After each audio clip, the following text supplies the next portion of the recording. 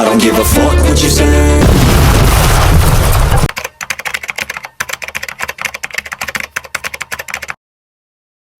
So yun na nga guys, good morning, good afternoon, and good evening po muli sa inyo lahat. Sama po kayo naroon ay mag-iingat po palagi. So ito muli ang inyong lingkod, Batang LU, at tayo nagbabalik para magbigay na naman po ng isang reaksyon regarding nga po sa pinakabagong announcement ni Kalinga Prab. At ito ay ipinadaan niya mismo kay Sir July Paudil po. So ibig sabihin, binigyan niya ng karapatan si Sir July Paudil para siya mismo ang mag-announce po sa atin kung ano pa yung pinakabagong update tungkol nga po sa mainit-init na pinag-uusapan ngayon ng mga love teams na kung sino at alin sa kanila ang ipopost muna. Ibig sabihin na ipopost ay pansamantala lang po na ititigil ang pagbablog po sa kanila at anytime na mag-decide si Kalinga Prab, pagka decided na po siya, ay kanyang itutuloy po muli. At yan po ay ating bibigyan po ng reaction maya-maya lang. And bago tayo tumuloy-tuloy, syempre, huwag natin kalimutan suportahan palagi ang buong team Kalinga po, sa pangungunayan ni Kuya Val Santos Matubang, Ate Eto Vlogs, and of course, si Kalinga Prab.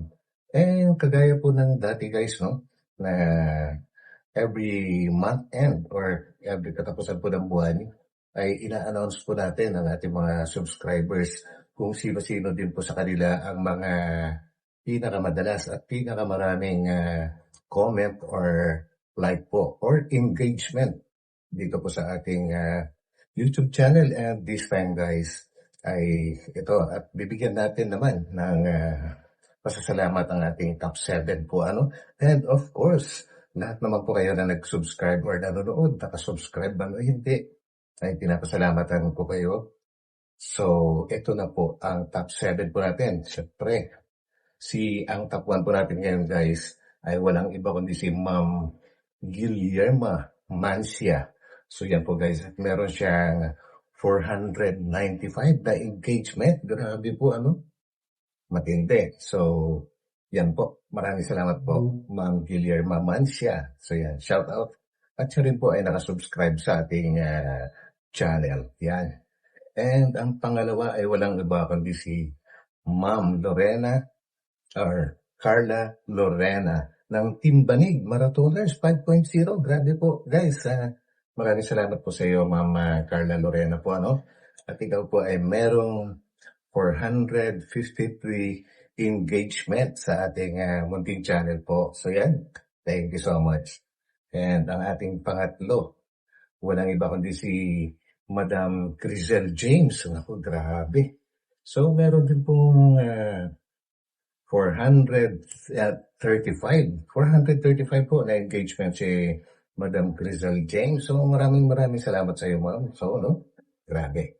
And ang ating pangapat, guys, ay si Ma'am Minnie Jos. So, yun. Si Ma'am Minnie Jos po ay merong 229 engagement, or sabi ka natin, engagement po ay yung pagla-like at pagko-comment po. Yung binibilang ko mismo ni, guys, ni YouTube, hindi po ako yung nagbibilang dito. Siya po ang mismong nagbibilang at ipinapakita po niya sa ating channel po. So yan po ang pang-apat. So ang pang-lima naman po guys, walang iba kundi si Madam Salome Dueñas. Yun, grabe. At si Madam Salome Dueñas ay meron pong 228 engagement. So yan, maraming salamat din sa iyo, Madam Salome Dueñas. Yan. And ang ating pang-anim, nako, madalas ko rin nababasa ito. Walang iba kundi si Madam Alice Abubo. Yan. Meron siyang 198 engagement po, And familiar po sa akin yung kanyang apelyido po, Meron po akong ganyang apelyido na classmate nung high school po ako. So yan guys. And ang pang-pito naman po, and hindi naman po siya yung pinakalas. Siyempre yan lang po pinakita ni Facebook at napakarami po pong kasunod dyan. So top 7 lang po ang ating kinuha. Walang iba kundi si Madam Imelda Falputila. So yan. Meron po siyang 65 engagements. Ayan, maraming salamat po sa inyong lahat. Yes. Kahit po yung mga hindi nagko-comment, maraming salamat din sa inyo. Marami po kasi mga silent viewers kung tawagin. So yun. At yung ano naman guys, ay tutuloy na sa ating pinaka main topic po na ito bago to guys. Ito ay pinadaan po mismo ni Kalinga Prab kay Sir July po na ang sabi ay bali dalawa po yung nakapost po muna. Walang iba kundi ang Jomcar and may Chris po at may nasabi nga po si Kalinga Prab doon sa message niya kay Sir July na doon daw po nanggagaling sa dalawang love team na yon ang bashing. So yan po, sila lang po yung talagang nakakaalam dyan guys kasi for sure nakamonitor po sila. So yun guys, so ibig sabihin nun ay tuloy-tuloy pa rin sa pagbablog na ibablog sa main channel ang Franjoy and Edsy. So yan po guys, alam ko naman pong maraming nalulungkot but syempre ay suportahan na lang po natin ang desisyon ni Kalinga Prab dahil siya po ang talagang apektado sa mga nangyayari ngayon, no? And guys, para po mas malinaw ay pakinggan po natin ang boses ni Sir July Paudil at yan po mismo ang ating bibigyan po ng reaction. So, let's go. Comment, ito po yung pinapasabi po ni Kalinga Prab. Merong dalawang love team na magtutuloy at yung dalawa naman ho ay pansamantalang mapopost ho muna mga kabayan po natin. Yeah. Ngayon para maniwala po kayo, basahin ko po yung naging mensahe po ni Kalinga Prab patungkol po dito. Sabi niya, Edsy, Franjoy, tuloy pa Ninong. Mick Chris at Jomcar ang post muna. Kasi doon nagmula ang bashing at bawal na yung vlogger na sponsor or collector. So yun po. So matindi po yun guys, no? So ayun nga po, si Kalinga Prab po mismo ang nagsabi na doon nga po nagagaling ang bashing sa dalawang love team po. Hindi naman po lahat siguro, hindi naman po lahat ng mga supporters nila ay nambabash. Meron lang din po siguro talagang mga talagang basher at yun yung nakaka-apekto talaga. So yun guys, and isa pang matindi na announcement ni Kalinga Prab ay talagang pinagbabawal na niya ang sponsor na vlogger or collector. Sponsor na vlogger at collector. So yun guys, ano kaya ibig sabihin ng sponsor na vlogger, collector na yun?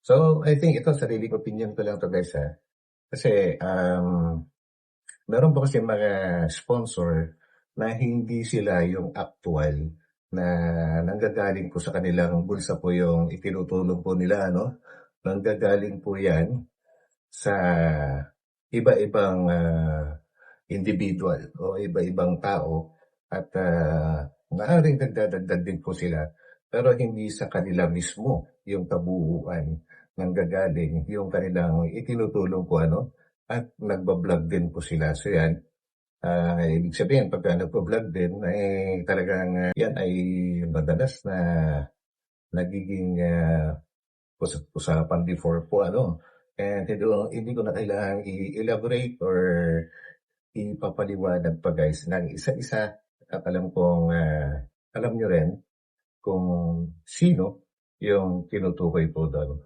So yan guys, tuloy po natin. Maliwanag ho So lumalabas po sa ngayon, yung Franjoy at saka po Edsy, tuloy po yung pagbablog. Pero yung Jomcar ho at saka yung Mick Chris, post daw po muna. So hindi ko po alam kung ano po magiging reaction po ng mga viewers po natin sa ngayon. Pwede nyo naman pong i-comment po. Pero ang sa akin po dito, gaya po nung binanggit ko doon sa ating live stream kaninang umaga, pag sinabing post ho, medyo may pag-asa pa po yun. Actually po, Correct. yung bagay na yun, tinanong ko po kay Rab at meron po siyang sagot. Ito po yung aking tanong. Sabi ko, yung post ba ay pansamantala lang? Pwede pa rin ituloy kapag maging okay na? Tapos yung sagot niya, opo, pansamantala lang. So yun po So yun, grabe. Ang linaw-linaw po ng usapan po ni Sir July at ni Kalinga Prab po. At sinigurado pa ni Sir July kung anong ibig sabihin ng post. Para alam po natin ang ibig sabihin talaga, ang meaning niya. Kaya lang ay nagkakaroon ng iba-ibang kahulugan po yan, no? Depende sa nagsasalita po. At yun yung talagang nilinaw ni Sir July kay Kalinga Prab kung ay ibig mong sabihin ng post ay pansamantalang tigil at anytime ay pwede ipagpatuloy. At ang sagot naman po ni Kalinga Prab guys ay napakalinaw din na opo, Ninong. So yun, kumbaga ay talagang pansamantala lang. Siguro inaayos lang talaga. Kumbaga ay bawas-bawas muna yung mga tinatawag na toxics po, ano? So yun guys, tuloy po natin. Ayan po natin, yun po yung aking tanong at saka yung kanyang sagot. Sana po maliwanag yun. Yung pansamantala po na nakapost sa ngayon, yun po ay pansamantala lang. Anytime ho ay po pwedeng ituloy naman. So sa ngayon po, dalawa lang po ang aabangan natin sa ngayon, nalalabas po sa kanyang main channel, mga kabayan po natin. Yun po yung EDC at saka po yung Franjoy. Bagamat alam ko po na may magre-react po dyan, pero ang pakiusap po natin, sana ho wag masyado tayong maging bayolente o kaya rebelde ang dating. Kasi mamaya ho, lalong matagalan po yung pag-resume ho nung dalawang love team na pansamantala pong nakahinto. Nabanggit naman po ni Kalinga Prab po doon na yung dahilan, dahil nga po sa ilang kaguluhan din po. Pinag-uumpisahan ng gulo, nabanggit niya po. Pati nga po yung vlogger na sponsor or collector daw. So ipagbabawal po muna. So dito po, ina-analyze ko po mga kabayan po natin ang ibig pong sabihin na ipagbabawal, it means nangyari na, di ba ba? Hindi yung, kumbaga, hindi bago. Kumbaga, nangyari na. And hindi maganda siguro yung naging resulta. Kaya ipinagbabawal na. So yan po ibig sabihin guys. Sarili kong interpretasyon po yun na. Sitwasyon, parang nanggagaling po doon sa pinag-uumpisan po ng gulo. So parang yun po ang gustong iayos po ni Kalinga Prab sa ngayon. Kaya sana ho tayo, medyo maintindihan po natin at abang-abang lang po tayo. Siguro pag naayos na po lahat yan, lahat po yan ay magre-resume na. So maraming salamat po sa inyo. Ilang po muna ang gusto pong iparating po ni Kalinga Prab po sa atin. So maraming salamat din po kay Kalinga Prab at ipinagkatiwala po sa atin itong announcement na ito. So yun, grabe guys. And napakalinaw naman po, napakinggan po natin. At hindi ko na po kinuha yung mismong video dahil respeto lang po kay Sir July po. And of course, gusto kong pasalamatan si Sir July dahil hiniram ko po yung kanyang boses. Boses lang.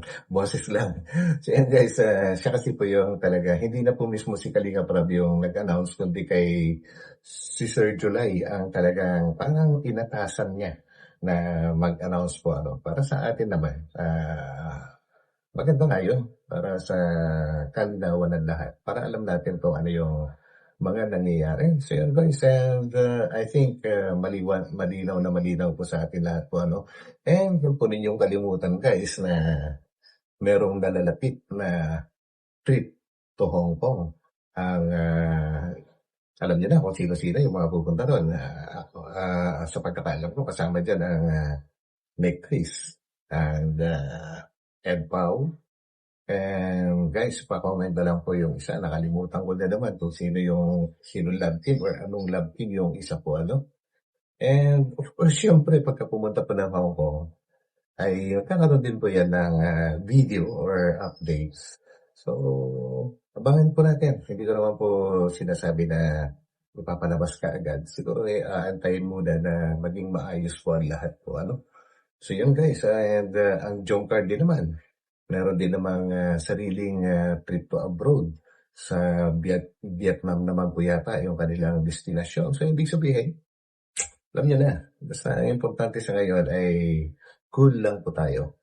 Kagaya ng sabi ni Sir July, sa mga ibang na hindi naman kayang pagbawalan, ay huwag lang maging violente po. At sana nga ay itigil na yung pagdamay-damay sa pangalan po ni Kalinga Prab and kay Kuya Val dahil talagang nasasaktan din po sila na sila mismo yung tumutulong ay sila pa mismo yung binabagsakan ng sisi.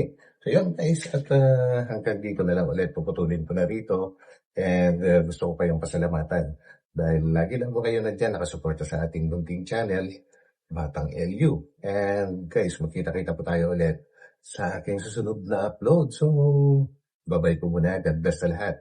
And pansamantala ay bye-bye po muna.